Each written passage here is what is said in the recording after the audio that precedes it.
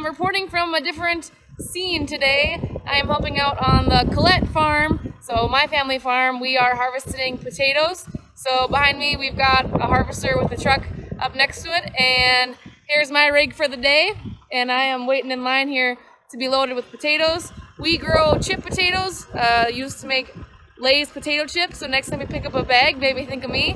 And we had a slow start to the morning. It was really wet and service truck got stuck, so I was here. I was at the farm at probably 6:30, but it's about 9:30 now and I still haven't been loaded, so slow going, but once we get the kinks worked out, it should go all right. So the way this works is behind me, it's called a windrower, and it's a tractor pulling an implement that will dig up 4 rows of potatoes and put them into the row next to them.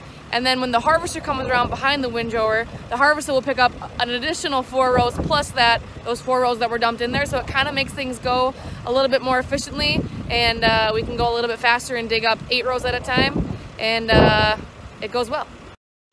Potato seed is actually just a potato.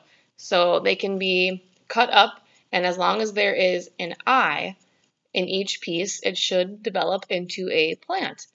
The potato, the part of the potato that we eat, is actually the modified stem. So potatoes are a tuberous crop, which means they grow underground, and they are about 80% water. So our lower than average rainfall this year has resulted in some lower than average yielding potatoes.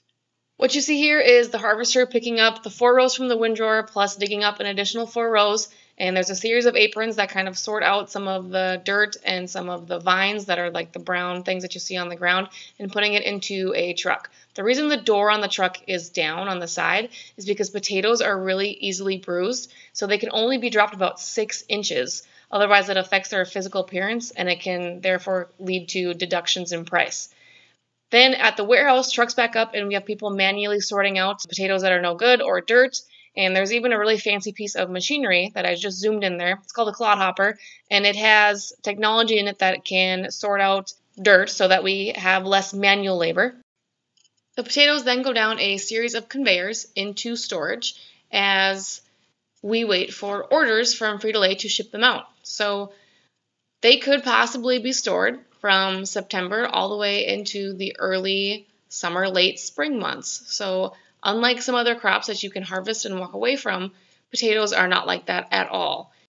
The winter months are filled with shipping the potatoes out, so we basically just turn the conveyors around and put them back into a semi, and also maintaining quality. Potatoes are especially particular about temperature and humidity settings, so these bins are filled with technology to help us maintain the quality of them.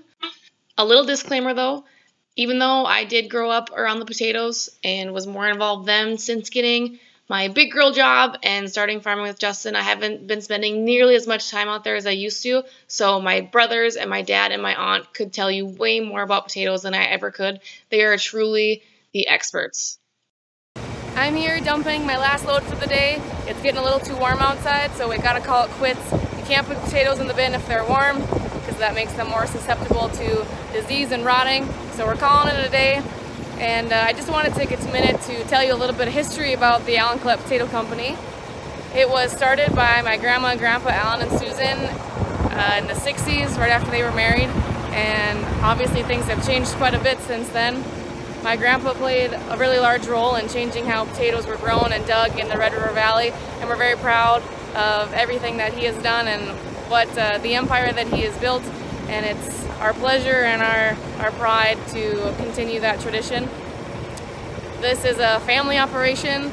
My dad and both of my older brothers, my aunt, we still get my grandma out here helping move vehicles, and my mom, so we're all very involved and we love what we do, and every day we're hoping to make my grandpa proud.